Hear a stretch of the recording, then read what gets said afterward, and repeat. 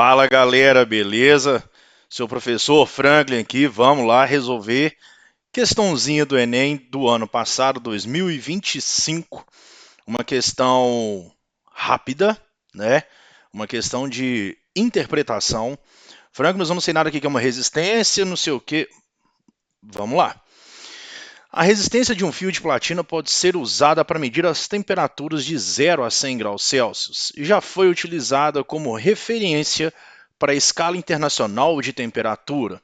Para um sensor feito de platina, a relação entre a resistência e a temperatura pode ser descrita por uma equação do tipo RT igual a A mais BT, em que T, a temperatura, A e B são constantes. Fezão do céu, não entendi nada enunciado, que equação que é essa que eu nunca vi. Velho, questão típica do Enem, que você tem que ler e interpretar sem tanto conhecimento prévio assim. Vamos lá, confia, confia. O gráfico apresenta a dependência da resistência. Tá falando que tá dando, ele tá te dando um gráfico, tá falando o que está escrito aqui no gráfico, a resistência em ohms em função da temperatura em graus Celsius, né? Então você não tem desculpa de falar que você não entendeu, porque está escrito, né? E tá no gráfico, beleza?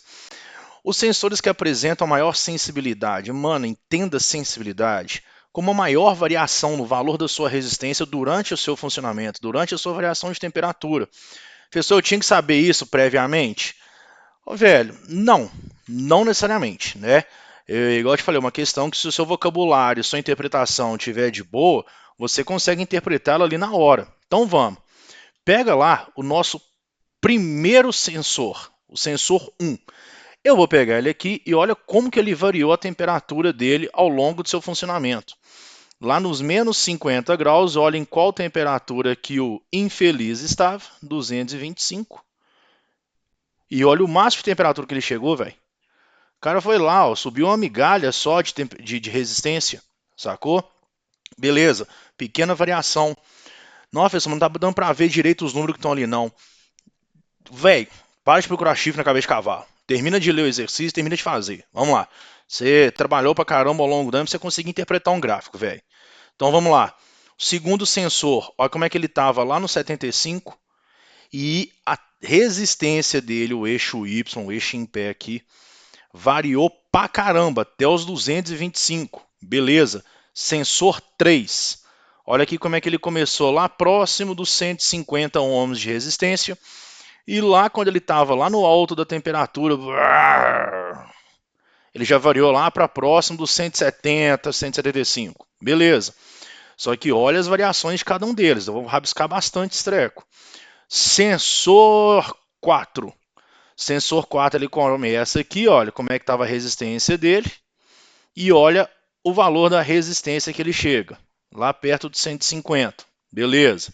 Sensor 5.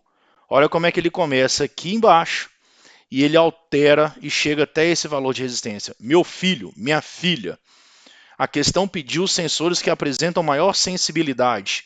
Então, são os caras que vão ter mudado a resistência pra caramba ao longo da temperatura. Olha o vermelhinho, o tanto que variou aqui, ó. Padrão. Vermelhinho, olha o tanto que variou. Quase nada. Olha o sensor 2, o verde, o tanto que ele variou, velho. E variou monstruosidade, sensor 2. Olha o meu sensor 3. Olha o tanto que ele variou aqui, ó.